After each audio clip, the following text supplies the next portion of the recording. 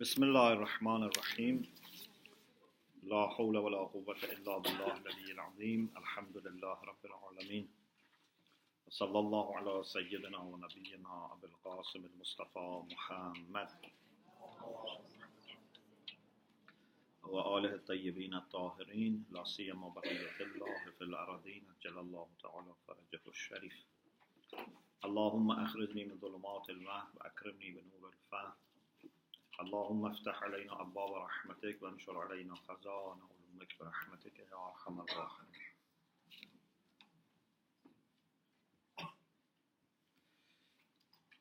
As I said in the beginning of Introduction to Kalam, our study is based on the book Ashna'i ba Ulum Islami, Understanding Islamic Sciences or Introduction to Islamic Sciences by Ayatollah Mutahhari. Part of this collection, this book is on fiqh. There is also part on usul al-fiqh, but we studied the part on fiqh. The definition of fiqh is in the first part about usul al-fiqh, and I will mention it inshallah, there is no problem. The reason for choosing this topic is to understand more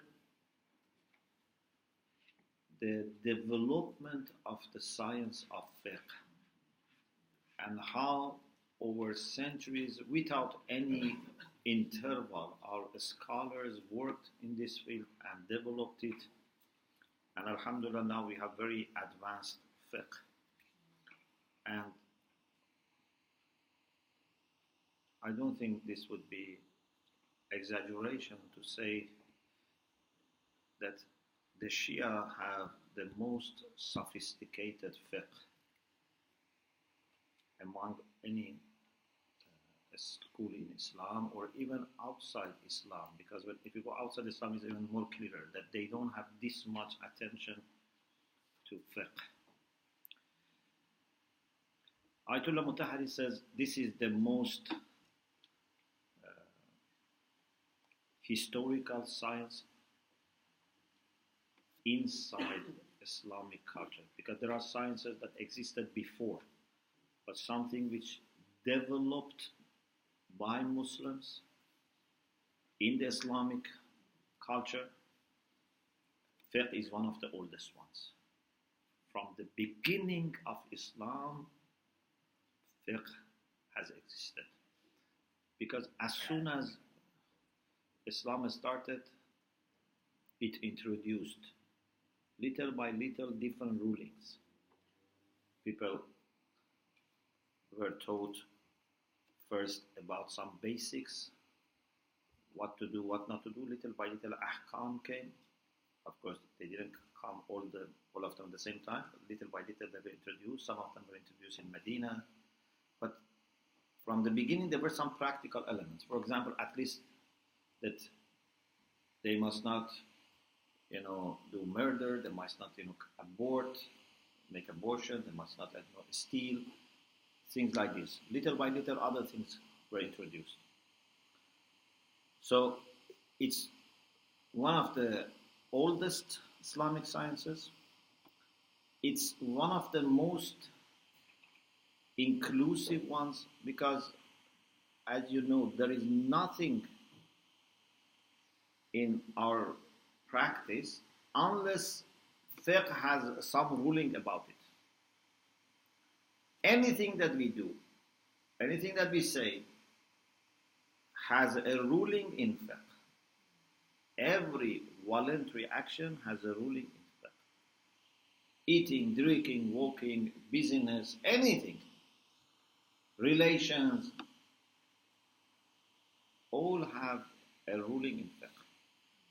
Either it is wajib, or it is haram, or it is mustahab, or it is makruh, or it is mubah. But fiqh has something to do.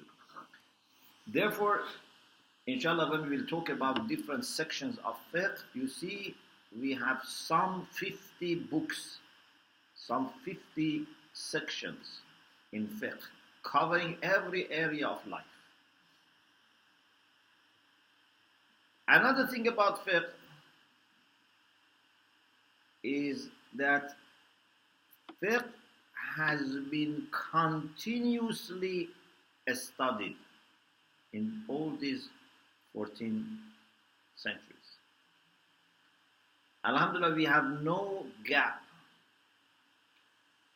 Ayatollah Mutahhari, for example, says his teacher, Ayatollah Burujerdi, one of his teachers in fiqh was Ayatollah Burujerdi. He says his teacher, up to the time of Imams, have clear line. They have clear line, and there is no gap. So teacher of teacher, teacher of teacher, teacher of teacher, all are known.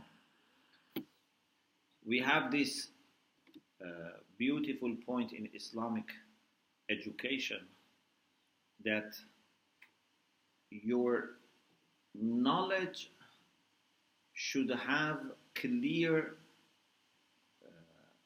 genealogy, identity.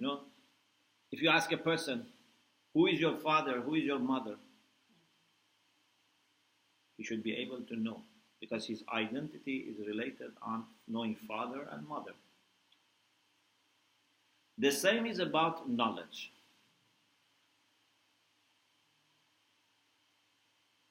It's very important that you have a qualified teacher. Although you can read by yourself, you can teach yourself, but this is not very reliable. Even if you are going to study books, you should ask a reliable scholar to give you the names of the books to read. And you should be able to answer questions. It's like a medicine. You cannot give prescription to yourself. Or on internet, you find the prescription for yourself. Knowledge always comes in line. There's a line of teachers. So you have to say, I learned this from this person. And therefore, teacher is very important. And we take our identity from our teacher. And teacher from the teacher. Teacher from the teacher. This is very much different from, unfortunately, secular way of looking at education and knowledge. You get something, it doesn't matter who has taught you. Even you may hate people who have taught you. But in Islamic education, if you don't love your teacher, that knowledge is not blessed for you.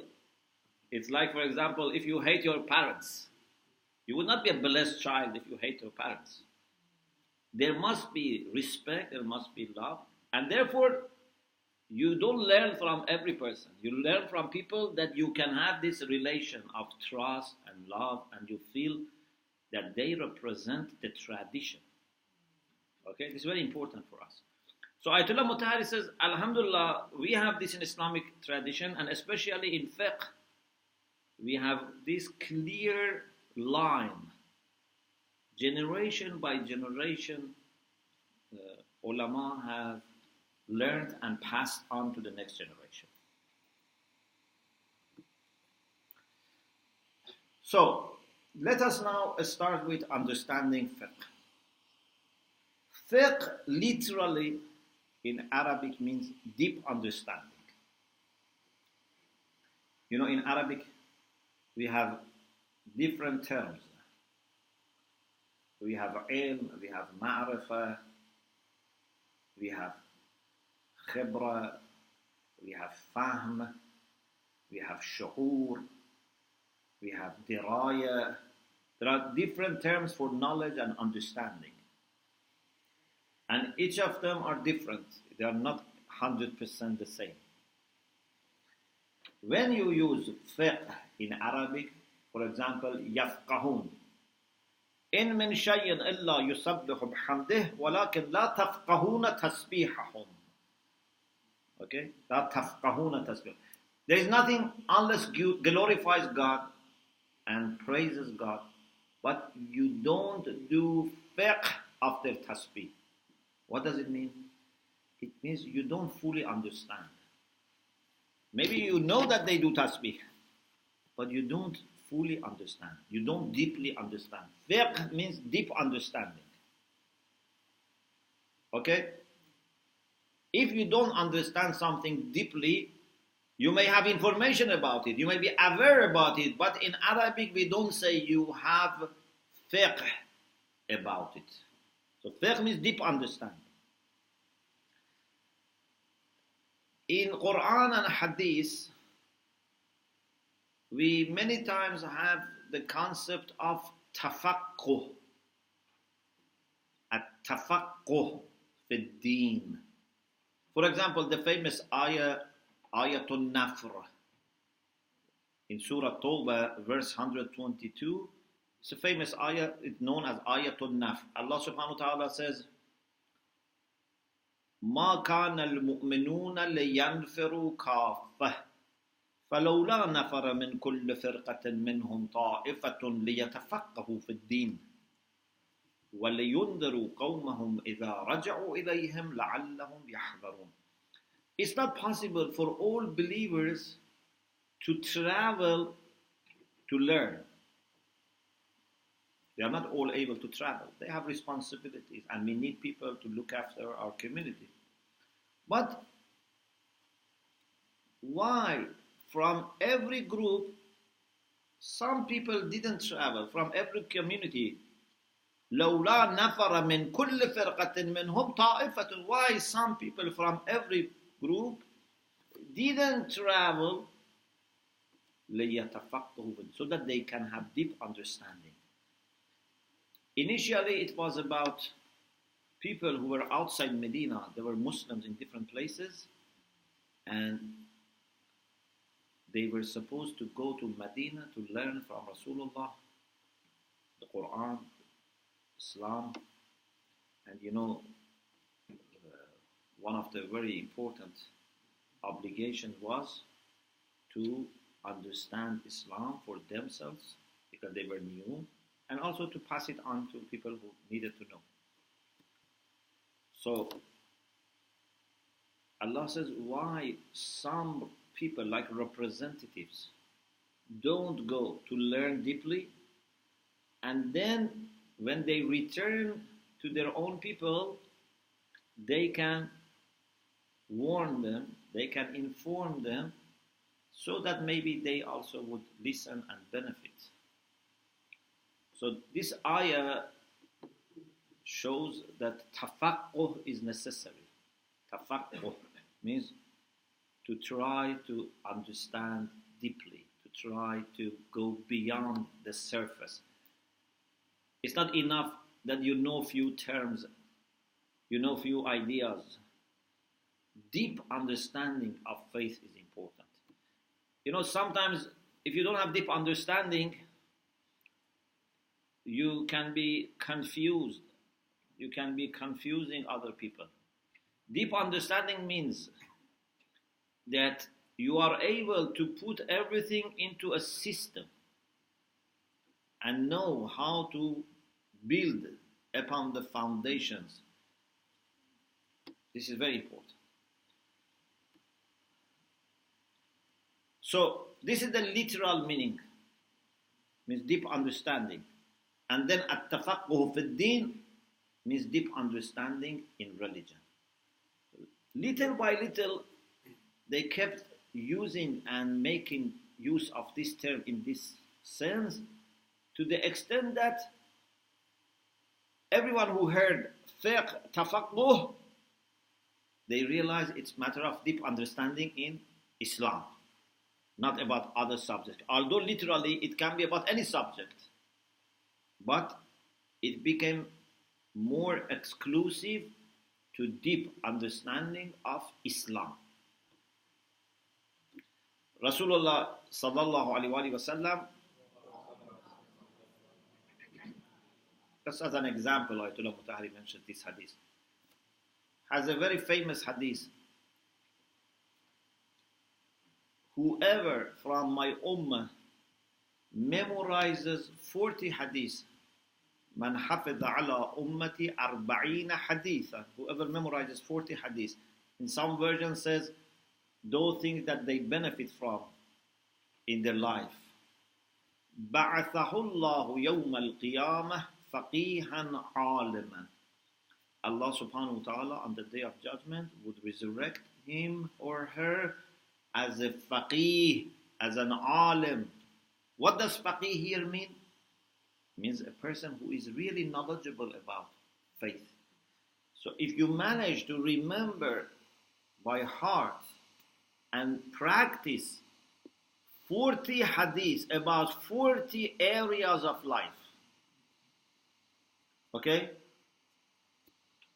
then this shows that you have deep love for knowledge, and inshallah Allah will complete this for you. On the day of judgment you become an alim, resurrected as an alim.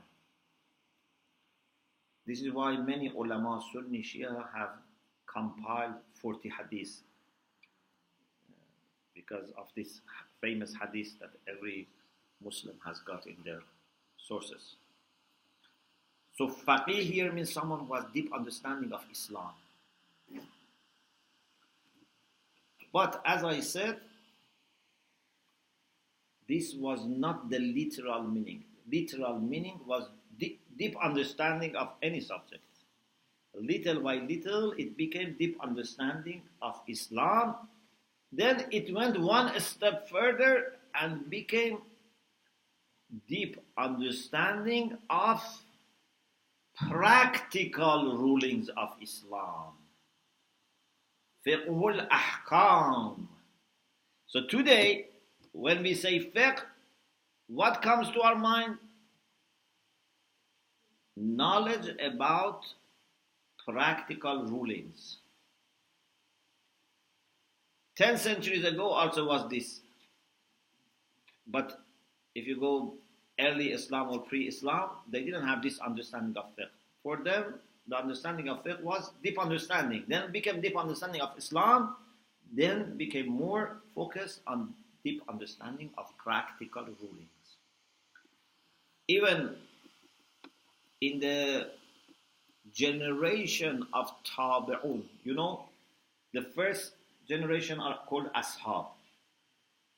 Ashab are the people who met the Prophet sallallahu alaihi wasallam.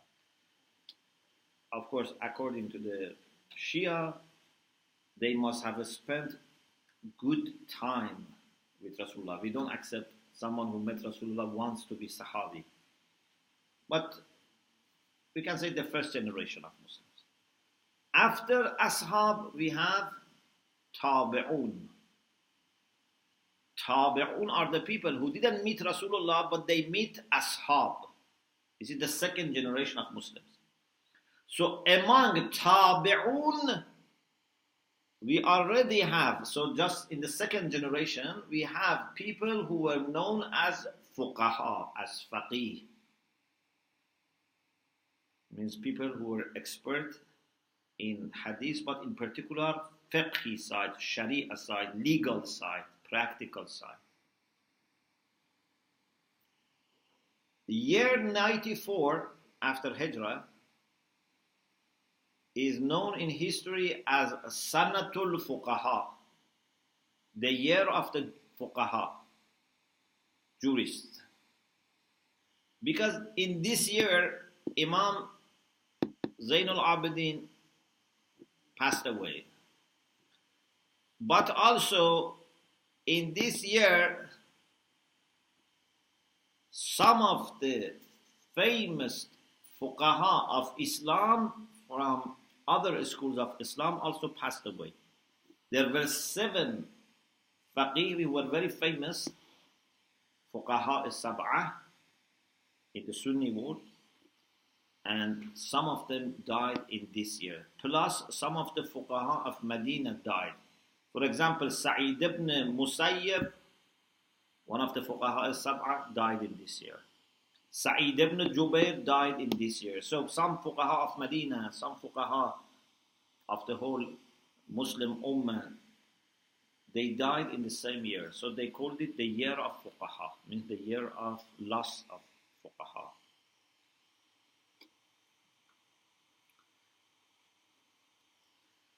So maybe towards end of the 1st century, we can say it was already known that faqih is a jurist.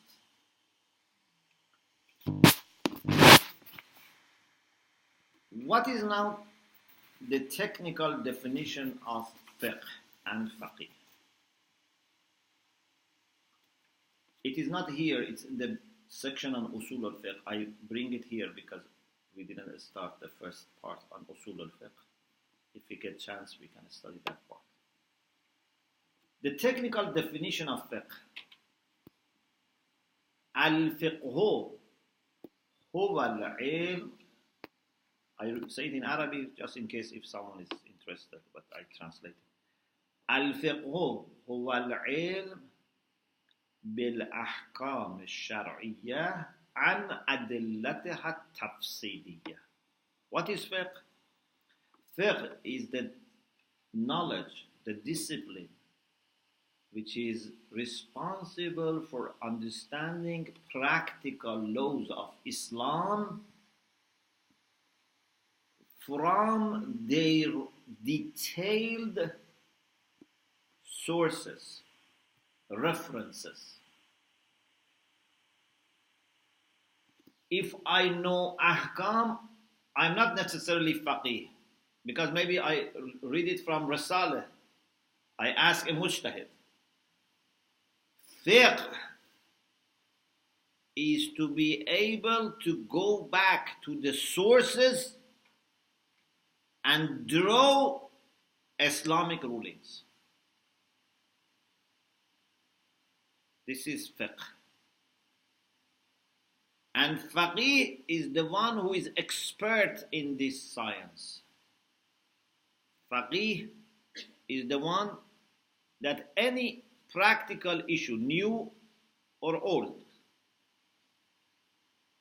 if it is presented to him, he can go back to the sources and come up with answer.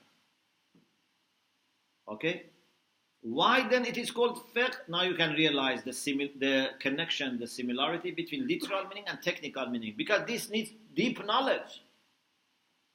You ask any question, this person must be so familiar with Quran and thousands of hadiths and tens of books. He has to go back, verify hadith, compare it with other hadiths, understand the meaning of the hadith, check it against many things, and then say, this is what you are supposed to do. So, the meaning of fiqh is al-ilm bil-ahkam al-shar'iyyah and adillatiha tafsiliyah. The knowledge about practical rulings of Islam based on detailed references, detailed sources. Means you go to the original sources. And you know, alhamdulillah, in the school of Ahlul Bayt, what we have is that every generation of jurists has to go back to the original sources. Even if we have great jurists, their own students cannot rely on their fatwa. They have to check by themselves. You know, we have had this beautiful tradition, practice, sunnah of ijazatul ijtihad. So when you study with a mujtahid, with a jurist, or you present your writings, to him, then he would verify that you have reached the level of ijtihad. Okay? Because there was no certification except this for ijtihad. Because there wasn't a degree. Unless you become mujtahid, there was no certification. When you become mujtahid, there was similar thing for hadith, ijazatu naql al-hadith, riwayat al-hadith. But for fiqh, was like this. So, Normally what marja writes, or that teacher, great teacher who teaches Dast al-Kharij writes, is that Mr. So-and-so, who is known for his taqwa, because taqwa is also very important. You don't give verification of ijtihad to someone who is not muttaqi. It's very important. So, Mr. So-and-so, who has also taqwa, has reached the level of ijtihad, and from today, taqleed is haram for him. A mujtahid cannot do taqleed. It's very beautiful. And this has kept our fiqh dynamic. So, taqleed is a facility. Taqleed is an option for people who are not mujtahid. But if a mujtahid does taqleed, it's not acceptable. Mujtahid must make efforts to go to the sources and understand the rulings. Or he can do ihtiyat. Always go for the most difficult option. A mujtahid cannot be lazy and say, I don't want to do ijtihad, I just follow another mujtahid. No. So, this is the beautiful balance that we have. Someone who is not expert, we say you have to refer to the expert. Someone who is expert, we say you have to have your own understanding. And even if you love your teacher, even if you love, this marja, but you have to have your own answer to give to Allah subhanahu wa ta'ala. You cannot say as a mujtahid, I did this or that based on my teacher or another mujtahid. So this is a very beautiful thing that we have in the school of Ahlul Bayt, which has kept us dynamic. Because in some schools of fiqh, what they do is when a faqih makes some ijtihad, then the next generation use it as a framework and make ijtihad within that framework. And this little by little then would narrow the space for mujtahid. There cannot be any kind of new way of looking at things. But in a school of Ahlul Bayt, at the same time that we love our great mujtahideen, we love our teachers, we love our maraja, but love and respect is something, and a scholarly discussion is another thing. We very much need a scholarly discussion. What we are not happy with is to bring the level of this discussion to member and public gathering. Then it's just childish. But if someone is mujtahid, should be free to discuss new ideas with the colleagues who are at the same level. If someone brings it to the level of the public who are responsible for their own affairs in the form of taqleed, this is not productive. So, the technical meaning is al-ilm bil-ahkam al-shar'iyyah and adillatiha al-tafsiliyah. To know religious rulings of Islam based on the detailed original sources. Then Ayatollah Mutahhari here mentions few classifications of rulings. We say Islamic rulings. Rulings of fiqh can be divided in different ways. One way is to divide them into al-ahkam al-taklifiyya and al-ahkam al-wad'iyya.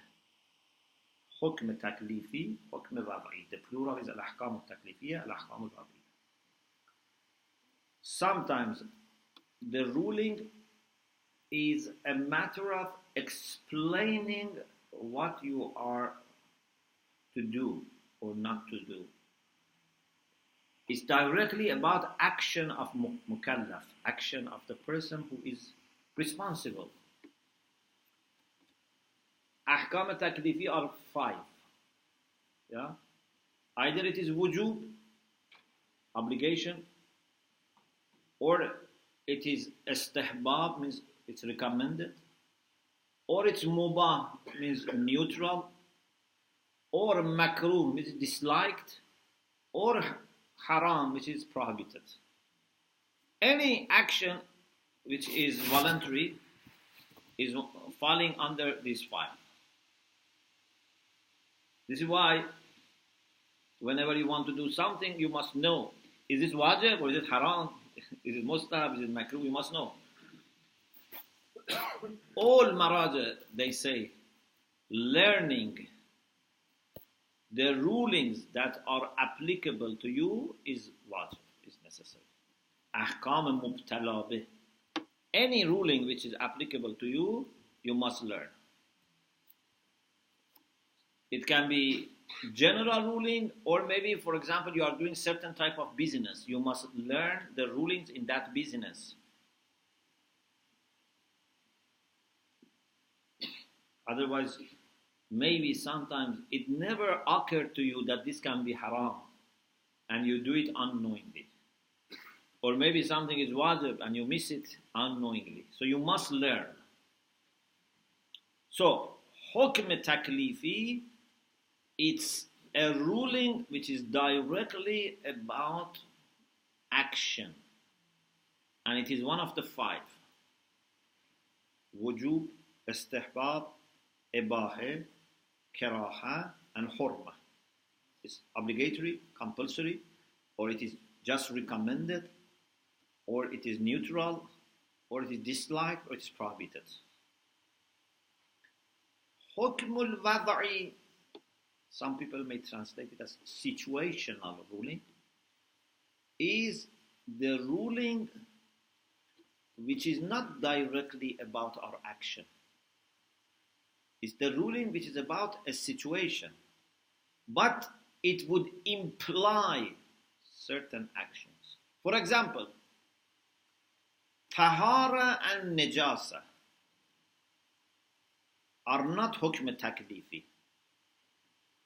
Yeah? Something is clean ritually, clean or not clean. It's not wujub or hurma or istihbab or karaha or ibaha. Yeah? It's something about this, for example, liquid. It's either clean or unclean. Yeah? But if it is clean, it may imply certain rulings for me. If it is unclean, it may imply certain rulings. Yeah? For example, if it is water which is clean, I can use it for wuzu. I can drink it. But if it is najas, I cannot use it for wuzu. I cannot drink it. So, tahara and najasa by themselves are not talking about our actions, but they imply. Or zawjiyah, marriage relation, marital relation. Zawjiyah by itself is a situation, a condition. But if two people have this zawjiyah, then it implies certain rulings. For example, what they have to observe with respect to each other. They can have children, their children would be legitimate, and many things. So, this is about zawjiyah. Or, for example, shartiyah, something is conditioned for something. Again, this is hukm wada'i. Okay, I think our time is over. Inshallah, we continue this discussion, inshallah, in the next session. وآخر دعوانا أن الحمد لله رب العالمين.